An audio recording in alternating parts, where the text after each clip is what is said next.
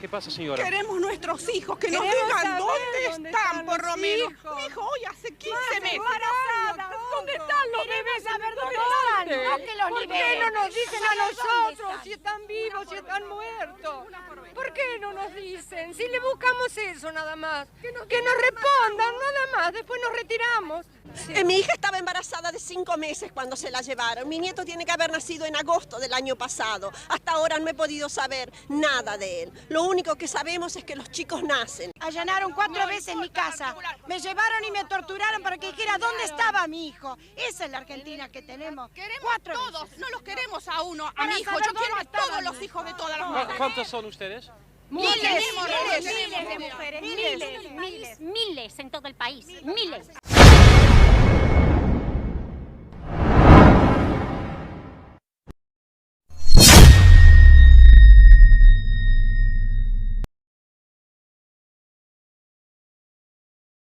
Jorge Rafael Videla se posiciona como presidente en Argentina, empezando la reorganización nacional.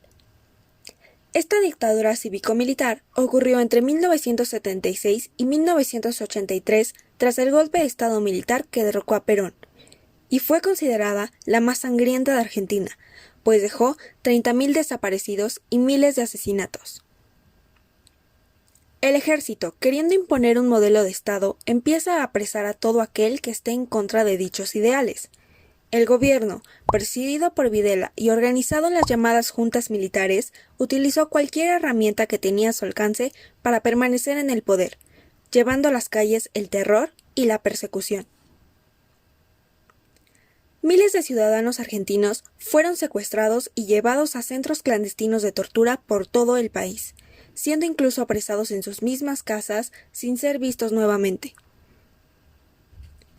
Mujeres embarazadas que fueron secuestradas eran mantenidas con vida hasta el nacimiento de sus bebés, los cuales eran apropiados por miembros de las Fuerzas Armadas o personas conectadas con el aparato represivo.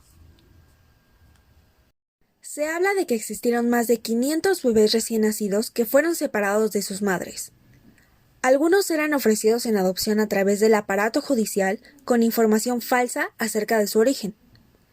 Mediante la ruptura del vínculo entre padres subversivos y sus hijos, y la crianza y educación de estos últimos, en hogares con una cultura basada en los valores occidentales y cristianos, los militares buscaban impedir la transmisión y herencia no solo biológica, sino también cultural e identitaria. Las universidades se convirtieron, para el ejército, en los principales lugares de adoctrinamiento de la ideología contraria a la suya, por lo que empiezan a desaparecer estudiantes y profesores.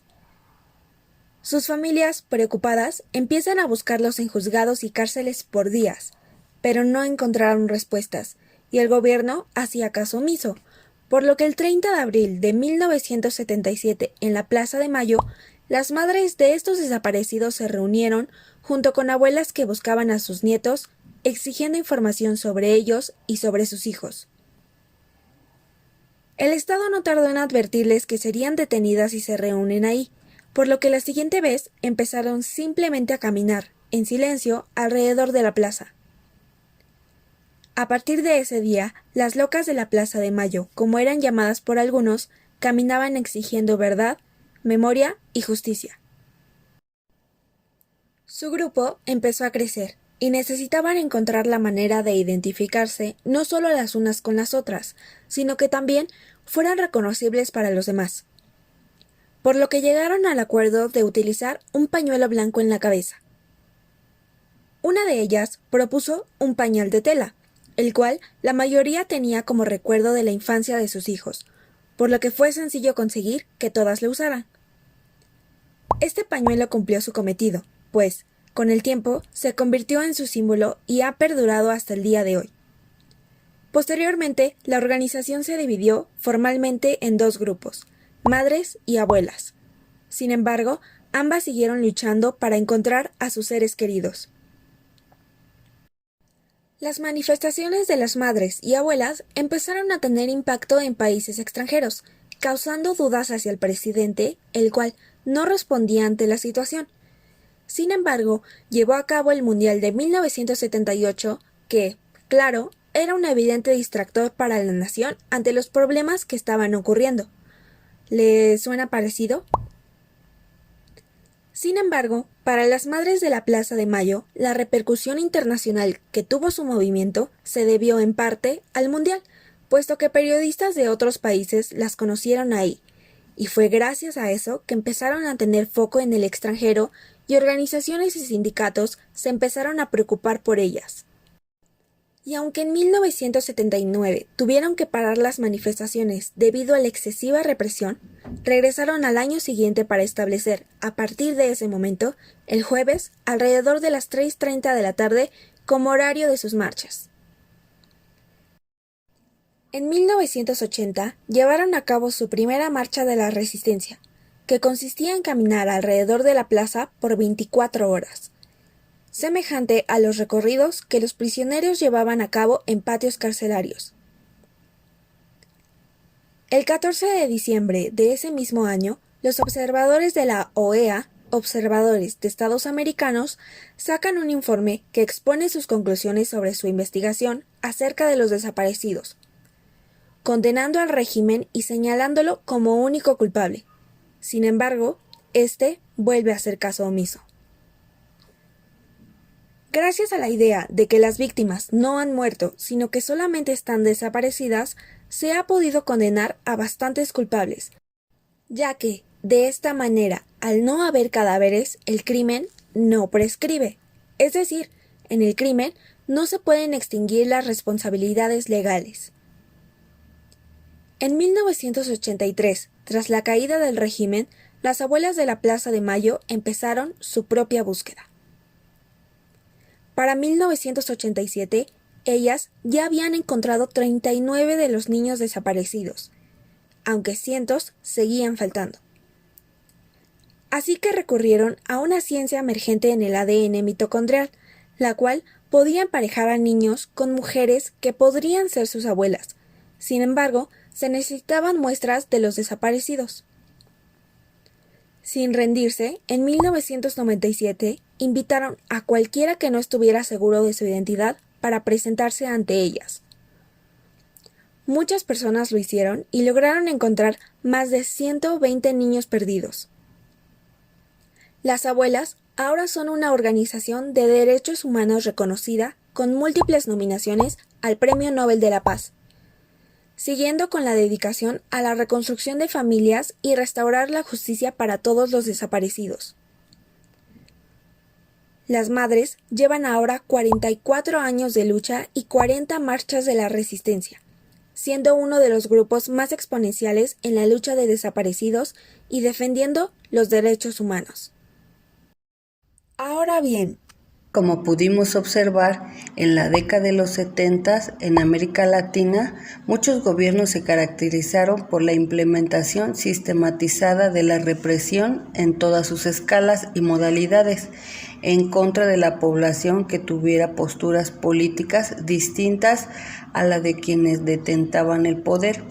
En pocas palabras, atentaban contra la posibilidad de desarrollo democrático e ideológico. En México, hubo condiciones específicas que provocaron un sinnúmero de corrientes de pensamiento y acción. Estas anhelaban cambiar los esquemas de Estado y gobierno, aspirando a una sociedad con posibilidades de verdadera libertad y justicia social. El gran ejemplo está con el expresidente de la República, Gustavo Díaz Ordaz, que implementó una política de total represión contra una lucha social pacífica que inició en julio de 1968 con una serie de manifestaciones y marchas estudiantiles en la Ciudad de México, las cuales criticaban el autoritarismo del gobierno, apoyaban las protestas en el mundo y pedían se respetara la autonomía universitaria y exigían la libertad de los presos políticos. Este movimiento aglutinó integrantes de todas las escuelas de la capital del país, pero también logró extenderse a otros estados y se expandió de tal manera que integró una gran cantidad de personas de todos los sectores, amas de casa, obreros, maestros, profesionistas, intelectuales, etc. Así nace una historia que conocemos muy bien, la noche del 2 de octubre. La Plaza de las Tres Culturas se vio manchada de sangre. Cientos de personas murieron por las balas del ejército mexicano y el batallón Olimpia. Otras muchas fueron encarceladas y torturadas. La desaparición forzada, el asesinato, la tortura, las golpizas fueron prácticamente que el gobierno generalizó hacia los movimientos y organizaciones sociales, como lo fue en 1971, el Jueves de Corpus, pero también hacia todas las personas sospechosas de participar en la lucha, incluyendo a familiares de luchadores y activistas.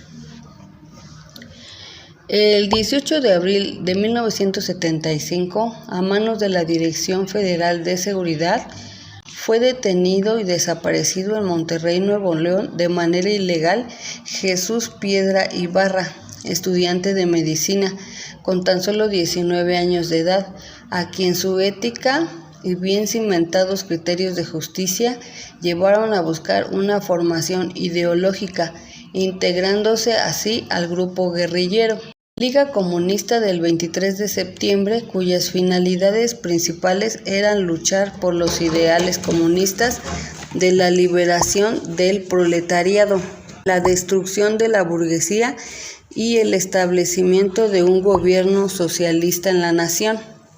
Desde entonces su familia, pero especialmente su madre, Rosario Ibarra de Piedra, se dio a la tarea de buscarlo y reclamarlo a las autoridades mexicanas.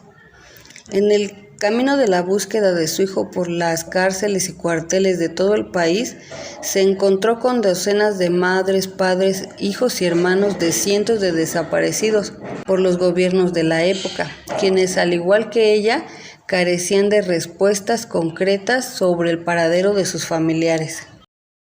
Después de años de no encontrar respuestas, el 17 de abril de 1977, madres y familias fundaron el Comité Pro Defensa de Presos, Desaparecidos y Exiliados Políticos, posteriormente renombrado Comité Eureka, el cual, durante el gobierno de José López Portillo, en agosto de 1978, mediante una histórica huelga de hambre en la Catedral de México, se logró que la sociedad mexicana y mundial se enterara de que el gobierno mexicano echó a andar una estrategia represiva y legal para perseguir, detener, encarcelar, torturar y desaparecer a los disidentes políticos y a civiles que incluso no participaban en actividades políticas.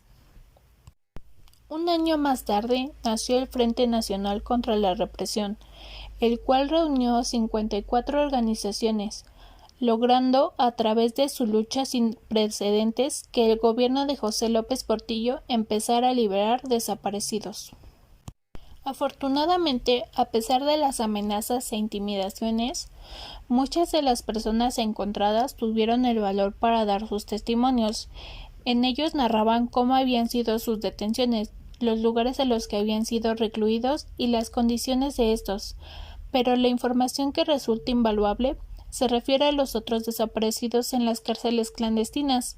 Así, el movimiento Eureka ha tenido mayores elementos para continuar exigiendo al gobierno la libertad de los desaparecidos. El Comité Eureka logró visibilizar los casos de más de 600 desaparecidos y contribuyó a la liberación y rescate de unas 160 personas que estaban detenidas desaparecidas. Rosario Ibarra de Piedra fue la cara más visible de un movimiento de madres y familias que se levantó contra la injusticia y represión desatada por el Estado mexicano. Así, el 23 de octubre de 2019, a 44 años de la desaparición de su hijo y cuando Ibarra tenía 92 años, el Pleno Senado de la República aprobó otorgarle la Medalla de Honor Belisario Domínguez, como un justo reconocimiento por su difícil labor como activista y defensora de los derechos humanos, por más de 4 décadas en favor de presos, desaparecidos y exiliados políticos. El Senado de la República reconoció en ella toda una vida dedicada a la lucha para dar voz a los que no la tienen y exigir justicia por los que ya no pueden hacerlo, gritando siempre